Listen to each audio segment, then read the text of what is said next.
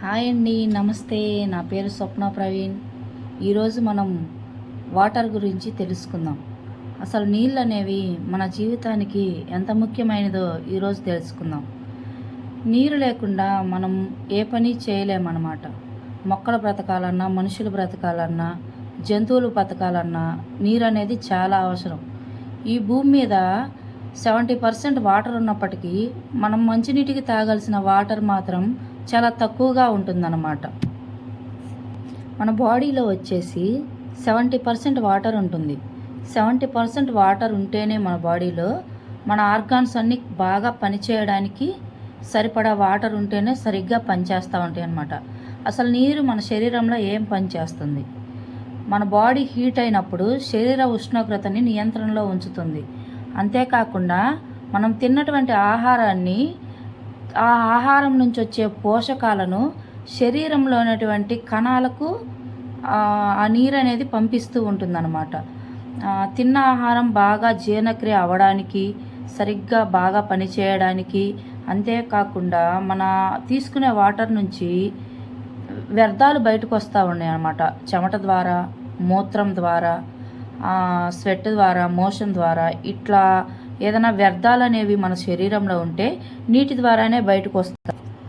మన చర్మం గ్లోగా కనిపించాలన్నా వాటర్ ఇస్తేనే, చర్మంలో తేమ శాతం ఎక్కువ ఉంటే స్కిన్ కూడా బాగా కనిపిస్తుంది అనమాట. అసలు ఎంత నీళ్లు తాగాలి ఒక బాడీకి, ఏ విధంగా తీసుకోవాలనేది నేను మీతో ఇప్పుడు చెప్తాను. మనిషి బరువును బట్టి నీరు తీసుకోవాలి. మనం ఎంత వెయిట్ ఉంటామో, ఇప్పుడు 20 కేజీలకి 1 లీటర్ చొప్పున వాటర్ మనం తీసుకోవాలి. మన బాడీకి నీడ్ అయితే ఉంటుంది. ఇప్పుడు సపోజ్ 100 కేజీలు ఉన్నామనుకో, 100 కేజీలకి 5 లీటర్ నీళ్ళు చొప్పున మనం తీసుకోవాలి. 60 కేజీలు ఉంటే 3 లీటర్లు, ఆ విధంగా నీరు తీసుకుంటూ ఉండాలన్నమాట. అలా కాకుండా బరువును బట్టి కాకుండా ఎక్కువగా నీరు ఇస్తే కూడా, హెవీగా నీరు తీసుకుంటే ఏమవుతుందంటే, ఇవ్వాల్సిన దానికన్నా ఎక్కువ ఇచ్చినప్పుడు మన బాడీలో ఉన్నటువంటి ఎలక్ట్రోలైట్స్ అన్నీ బయటికే వెళ్ళి మనకి శరీరం నీరసం అయిపోతుంది.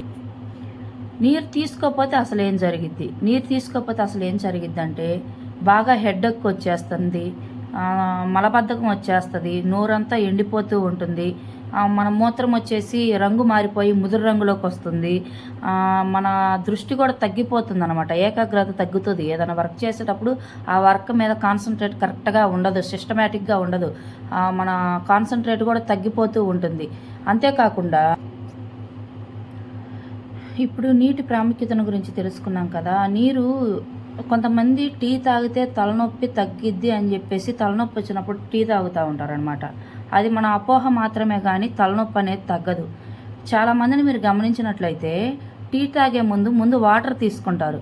ఆ వాటర్ ద్వారా మాత్రమే, వాటర్ అందనప్పుడు తలనొప్పి వస్తుంది, కానీ ఆ టీ తాగితే తలనొప్పి తగ్గిద్ది అనేది మాత్రం మన అపోహ మాత్రమే. దీన్ని బట్టి వాటర్కి ఎంత ఇంపార్టెంట్ ఉందో తెలుసుకొని మన కుటుంబ సభ్యులందరినీ కూడా మనం ఒకసారి వాళ్ళ బరువును బట్టి వాళ్ళకి నీరు తీసుకోమని చెప్తూ, నీటిని వృధా చేయకుండా ఆదా చేసుకుంటూ, నీటి ప్రాముఖ్యతను తెలుసుకుంటూ, మన కుటుంబ సభ్యులు కూడా అందరూ ఆరోగ్యంగా ఉండాలని కోరుకుంటూ మీకు నా ధన్యవాదాలు తెలుపుకుంటున్నాను. Thank you so much.